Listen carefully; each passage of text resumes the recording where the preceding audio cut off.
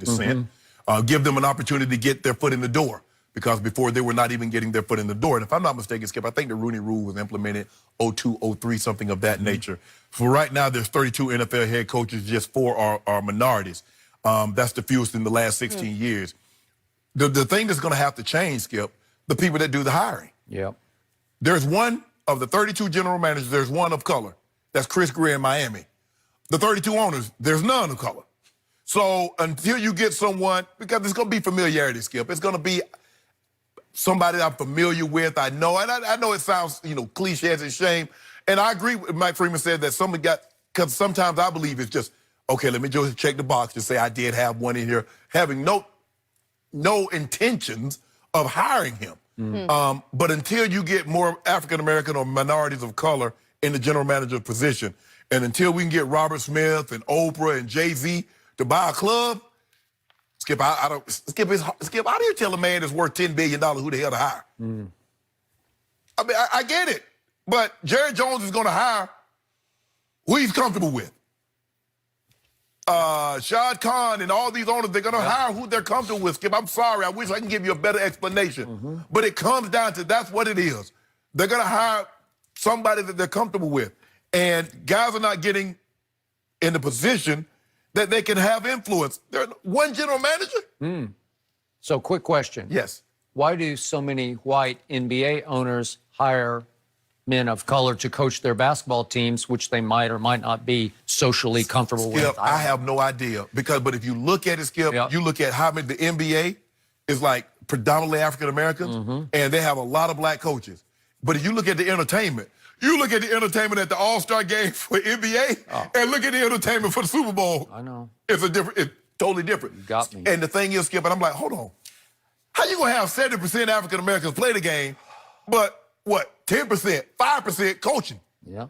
What's wrong with that picture, Skip? It's just that maybe the NBA owners are more forward-thinking. Maybe the players have more power. I don't know what it is, Skip, but there's something, 4 of 32. What's that, 8%? My math correct? 12%. But Skip, until that changes, because I just don't know how you tell a billionaire who he should and shouldn't hire. You are correct. So I got 2 strong points I would like to make. Okay. First of all, I texted with my friend John Wooten, who I've known forever, covered him forever when he was the GM of the Dallas Cowboys. Right.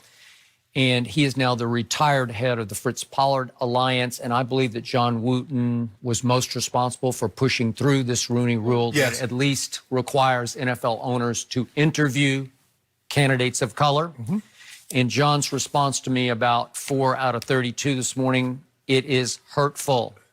The owners must commit that they are going to be open to giving opportunity to men of color as the face of their franchise. Right. We have guys ready to go. These are African-American candidates for head coaches. Eric Bieniemy in Kansas City, the coordinator. Chris Richard, the defensive coordinator in Dallas. Robert Saleh, obviously the coordinator in San Francisco. Jim Caldwell, who has been a successful head coach in this league. Steve Wilkes, who did not get a fair shake in Arizona. He got one and done. Terrell Austin, who's in Pittsburgh and is ready to go as a potential head coach. And, of course, Marvin Lewis, who was a long time, is up and down successful head coach, but deserves another shot. He was with Herman Edwards at Arizona State this year. And John Wooten concludes in his text to me, only one GM is heartbreaking, because that's the bottom line to this. It's just one GM. Right. So now the flip side of this, the only silver lining is the annual report from the Institute of Diversity and Ethics in Sport, in which they grade the NFL on its head coaches and its assistant coach hiring. They give this year's head coach hiring a D+. This is for this past year. Right. And assistant coach hiring, they give the NFL an A+. Ooh, D+ for head coaches, A+ for assistants. So they're in the pipeline, as they say, right? They're coming up. But these owners, they have sheepthink to them, and they want the next it thing. And so they're looking at who's successful as a black head coach right now. Well, Brian Flores was coming alive, man. They were coming on. Yeah, he's building something in Miami. They went 5-4 to finish, right? And they did beat those Eagles, and they went up to Belichick and beat Belichick, right? But, Skip, what do they want? They want hotshot, young offensive minds. They want the Lincoln Rileys. Sure. They want the Josh McDaniels, the Sean. Okay, who's the next? But most of the head coaches, Skip, they come from what side of the ball? Yeah, Mike Tomlin, but Mike Tomlin went 8-8 this year. Anthony Lynn, who you played with, he went 5-11 this year. So they're not saying, I need another Tomlin. Not now, not at this point. That happened before, right? So this is the one that baffles me. How is Matt Rule, the head coach at Baylor University, the hottest thing going in head coach camp? I don't get it. Matt Rule, what are you talking about? Crazy. It's like when somebody puts your name out there, I know. it'll catch it fire. Just goes crazy. He was the assistant offensive line coach for the Giants for 1 year in 2012. He turned around Temple, and people are giving him credit for turning around Baylor from its scandal days. Right. Sure, but still, they were up 31-10 on my Oklahoma Sooners at halftime at home, and they lost. And then they lost to them in the championship game, and they lost to Georgia last. I don't know. I don't get it. It's not like he's setting the college football world on fire. By it. Okay, but he's the hot candidate, and of color. No, we're not hearing. I don't hear any of these. And the thing is, it's like you can be a hot candidate if you're like Chris Richard, but if you have an off year, you're off the radar. Ain't nobody talking about you. See what he did? He did get an interview with the Giants. Yes. And I don't know, was it a Rooney Rule kind of interview? I don't know. Look, man, I don't know, Skip. It's just until you get people in position that can do hiring. I mean, look, there are only a handful. Skip, let's get right down to it. There are a handful of the coaches. How many coaches are rep by Bob Lamont? How many by Jimmy Sexton? So they're in that pool. That's the pool. And so my guy, hey, and guess what? I get a job, I'm going to hire him, I'm going to hire him, I'm going to hire him. So we just keep it revolving. Keep it revolving. Yep. Well, you got to be the hot guy at the right time. Yes. Chris Richard was a hot guy coming out of Seattle, Legion of Boom. Yes. He was the coach of that defensive backfield. Yeah. And last year he was kind of a hot guy in Dallas. But he kind of cool because look at his defense this year. Yep.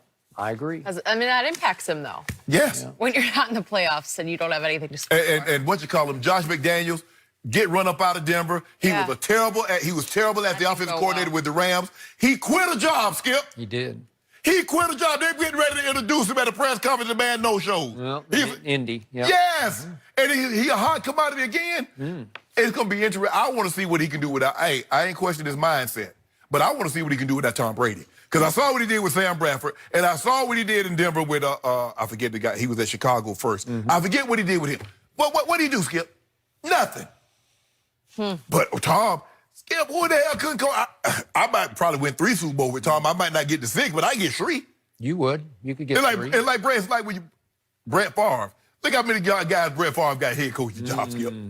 They came up on the Mike Holmgren tree from Mariucci, John Gruden, John Gruden to Red, Andy Reid. Yep. A lot of guys. It is interesting. Boy, another name that was mentioned, that David Shaw. I always really love working with him. He said he enjoys it there and wants to stay he's there. got People need to look at what's going on in Stanford. They like 11, 12 guys in transfer protocol. I don't know. I've always loved being around him. But that year for them was hard. I know. It's an interesting dynamic, and plenty more that we can discuss at another time, because there's a different guy who may still have a coaching job. Jason Garrett. How will today's meeting between Garrett be in the postseason ranked ahead of only Josh Allen? So, Shannon, did they get this ranking right? Hell no. They ought to be ashamed of themselves. They even put this out on paper. Somebody should be fired for this. You probably had some. Who? Yes.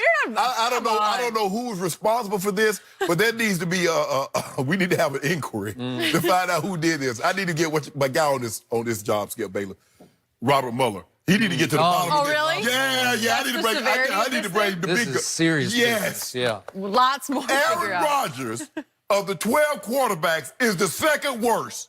Really? Did you watch what he did go on the road? Did you see what he did? Did he go on the road in Kansas City and beat Kansas City? Well, there was no Patrick Mahomes that night, but go ahead. Did you see the second half of the Detroit game? Detroit? Yeah. You're using that as a pro? They were down 17-3. Yeah.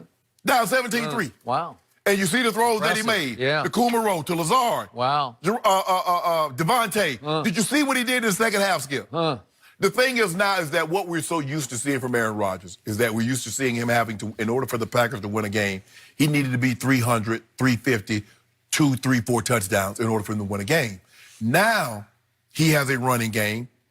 He has a defense that, even though it's been inconsistent, is better than he's had in a very long time. And so now he's like, you know what? I don't need to be a hero.